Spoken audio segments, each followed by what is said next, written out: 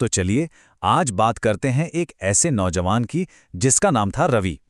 उसका एक सपना था, एक ऐसा सपना जो लगभग नामुमकिन सा लगता था। और देखेंगे कि वो कौन सी एक चीज थी जिसने आप कह सकते हैं घने अंधेरे में भी उसके लिए रोशनी का काम किया। सोचिए, अक्सर उसे क्या सुनने को मिलता था? अरे एक गांव का लड़का कलेक्टर बनेगा। मतलब चारों तरफ से बस यही शक भरी बातें। आखिर वो एक छोटे से गांव से था। पिता किसान थे और साधन साधन तो समझिए ना के बराबर ही थे। अब देखिए, लोग मजाक उड़ा रहे थे, घर के आर्थिक हालात भी बहुत अच्छे नहीं थे। लेकिन इन सब चीजों के बावजूद रवि के मन में अपना सपना एकदम साफ था। उसे यूपीएससी की परीक्षा पास करनी थी और एक सिविल सेवा अधिकारी बनना था। बस यही धुन थी।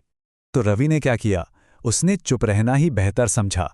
वो ये बात अच्छी तरह जानता था कि इन बातों का जवाब शब्दों से नहीं दिया जा सकता। जवाब तो सिर्फ और सिर्फ मेहनत से मिलेगा। और वही एक ऐसा जवाब होगा जिसका वाकई कोई मतलब होगा। अब कहानी का सबसे दिलचस्प हिस्सा शुरू होता है। उसकी शुरुआत वो कैसे हुई। देखिए, महंगी कोचिंग के लिए तो पैसे थे नहीं, तो उसने क्या किया, पुरानी किताबें उठाईं और लालटेन की टिमटिमाती रोशनी में पढ़ना शुरू कर दिया। और ये देखिए, उसका अनुशासन, उसकी लगन।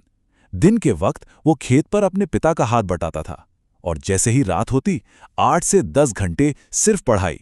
उसने अपने लिए एक बहुत ही कह सकते हैं सख्त रूटीन बना लिया था। यहां तक कि अगर कभी बिजली चली भी गई ना, तो भी वो रुकता नहीं था। तो अब आगे बढ़ते हैं और देखते हैं कि कहानी में आगे क्या हुआ। क्योंकि एक बात तो तय है, सफलता का रास्ता कभी भी सीधा नहीं होता। उसका सफर भी नाकामियों से भरा हुआ था। पहली कोशिश की तो प्रीलिम्स ही क्लियर नहीं हुआ। फिर दूसरी बार 2-2 स्टेज पार कर लिए, लेकिन आखिरी पड़ाव यानी इंटरव्यू में जाके रह गया। और वो जो पहली नाकामी थी ना, उसके बाद तो वो जैसे टूट सा गया था। मन में गहरा शक घर कर गया। उसे लगने लगा कि कहीं वो लोग सही तो नहीं थे जो उसका मजाक उड़ाते थे। लेकिन फिर उसी रात उसने अकेले में बैठकर खुद से एक सवाल पूछा। एक बहुत ही सीधा लेकिन बहुत ही दमदार सवाल। और अंदर से जवाब आया, नहीं। बस वो एक पल था। उस एक पल ने उसके इरादे को फिर से जिंदा कर दिया।